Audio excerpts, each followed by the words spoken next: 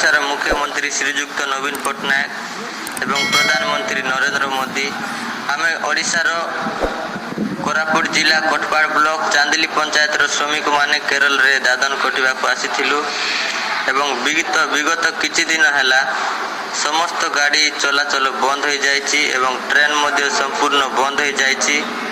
फल रे आमे माने एठारे फसी जाइछु। लॉकडाउन पाए समस्त प्रकार काम मध्य बंद हो जाइछि। आम पाखरे जेतकी पैसा थिला सब सरीगलानी। भोक उपास आमे माने दिन काटुछु एवं अनेक लोक चिंतार मध्य मुह सुखाई बसिछंती। सेपटे घर लोक मध्य कांदिबा आरंभ करदेलेनी। आम पाखरे आउ किछि उपाय नाही। आमे निरुपाय सहित अच्छु एनु आमे माने अनुरोध करू कि ओडिशार मुख्यमंत्री श्रीजुक्त नवीन पट्टनायक को दया कर आम उद्धार करंतु।